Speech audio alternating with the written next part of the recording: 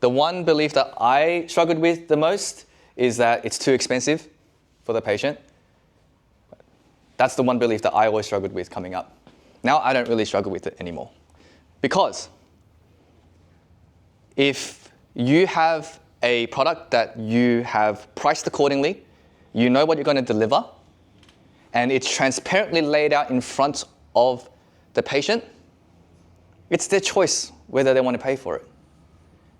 Because we value ourselves always less. Why? Why do you think we always value ourselves less than other people value us?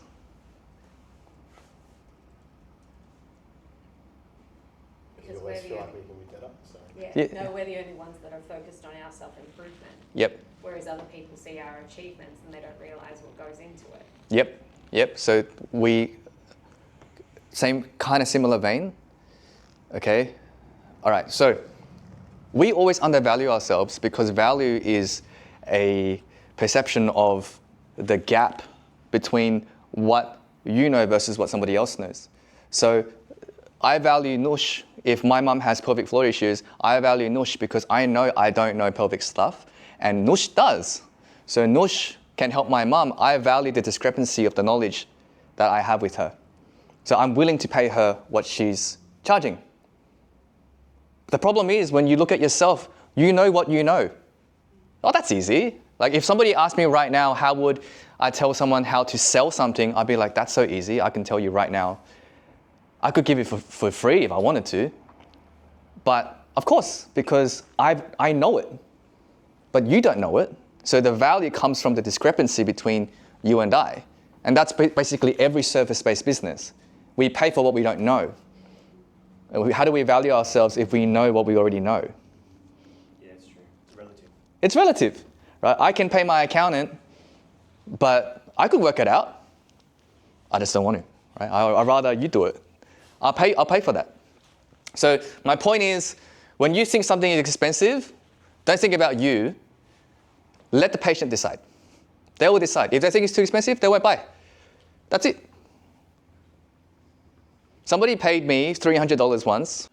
By the way, guys, if you enjoy learning about sales and communication for the health field, then you might like my book, How to Rebook Patients Without Being Pushy. If you want to learn more about it, just head down to the description box. Back to the episode. For telling him how I made the Commonwealth Games, just for my story.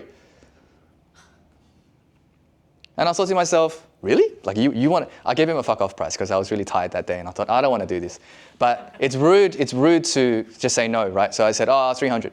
And he said, okay. And he bought it. And so the next day I'm on this call with this guy and he's just asking me questions about my experience.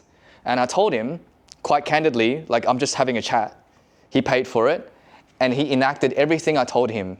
And 6 months later, he was very close to making the national team for himself. So value isn't up to me. It's up to the person I'm working with. Okay, any questions on that? Any disagreements with that? Okay, ladies, you guys do your eyebrows? Do you pay someone to do your eyebrows? I do it myself. Oh, you do it yourself? Somebody would pay you to do it for them. See? Right? So, guys, we all pay for a haircut, right? We pay for a haircut, yeah, because we value that. But the guy who can't cut hair, would he ever pay $200 for a haircut? No, because he has the skills.